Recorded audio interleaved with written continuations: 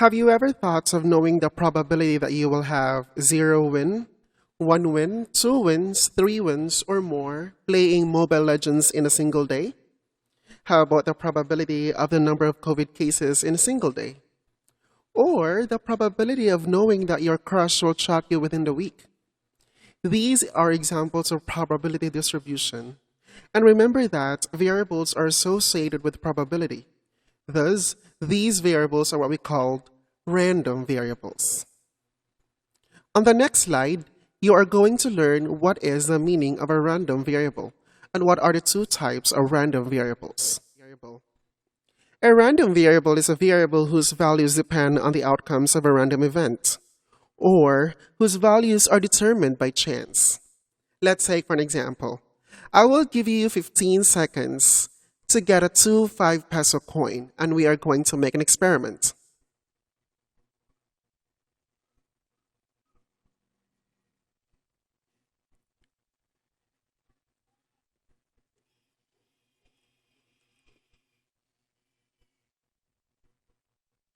Great that you have now the 2 5-peso coin. Now suppose you are concerned about the number of tails whenever you toss them. And when you toss these two coins, these are the possible outcomes. It can be that both coins land on the ground, giving you 2 heads. It could also be that one of the coins is a tail and the other one is a head. And these two results can also be interchanged. Lastly, it could also give you that 2 coins will give you 2 tails. Now, let's take a look at the number of tails on each event. On the first event, we don't have a tail at all because the result is 2 heads, so we can write here 0. On the second and third event, we have 1 because you see, there's 1 tail in each event. On the fourth event, we have 2 tails, so we can write here as 2. Now, these numbers that we just wrote here, these are what we call the random variable. You notice that these numbers actually depend on the result when you toss the 2 5-peso coins. In the next slide, you are going to learn what are the 2 types of random variables. In this clip, you are going to learn that random variables have 2 types. First, we have the discrete variable, and the other one is the continuous variable. When we say discrete variables, these variables may take only a countable number of distinct values, such as 1, 2, 3, 4, and so on. In other words, you can only make use of the whole numbers. While the continuous variable, guys, these can take on any values within a continuous range or an interval. This means to say that whatever value between the 2 whole numbers actually matters. Let's say, for example, height. Height can take up intervals, right? And we know that whatever decimal point that a height measure has would actually matter. Next, mass of a person. Second, we have temperature. These 3 variables are an example of continuous random variable. Now let's take a look at the examples of a discrete variable. We can have the number of students inside the classroom. This is an example of discrete variable because you can count the number of students inside the classroom and you can never express it as a decimal or a value between 2 whole numbers. Second, you can also have the number of heroes in Mobile Legends. That's another example of discrete variable. On the next slide, you are going to learn how to compute a random variable. Before we have 2 5-peso coins. Right now, we're going to make it 3 5-peso coins.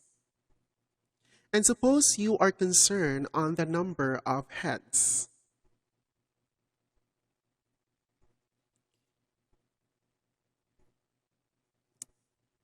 We are concerned about the number of heads when you toss the 3 coins. And these are the possible outcomes. We may have head, head, head.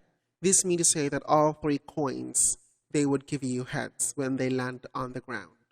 We also have head, head, and T. 2 coins are heads, and 1 coin is tails. Next, we also have H, T, T, right? We also have H, T, H. We also have T, H, H. We have T, T, H.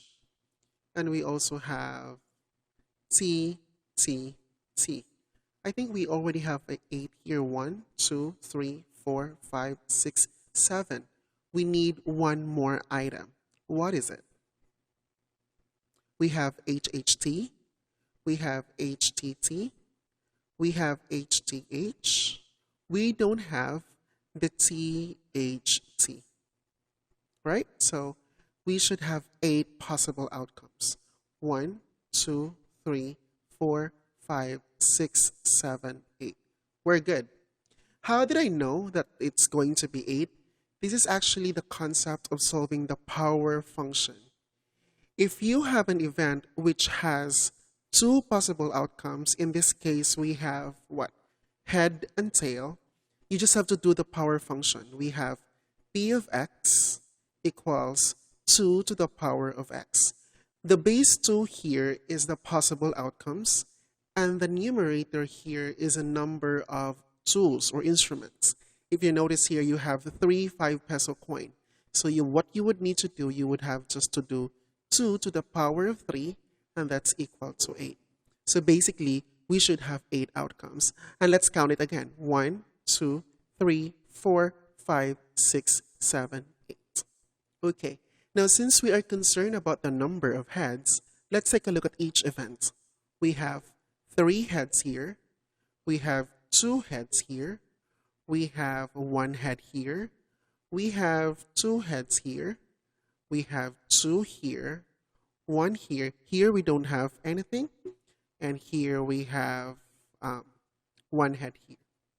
So the random variables are these numbers here. And if you want to place it inside the bracket or the sample space, we call it the sample space. Those are the elements that you see in your random variables. And these are 1, 2, 3, and 0. All right. Let's have another example to solve or to determine the random variable of a particular event. Let's say, for example, you are going to toss 2 dice. And you are concerned the sum of the scores, or shall I say, the numbers of the die when you toss them. So what are the possible outcomes here? You know that each die has 1, 2, 3, 4, 5, 6, right? So basically, we should have what? 36 possible outcomes. So let's take a look.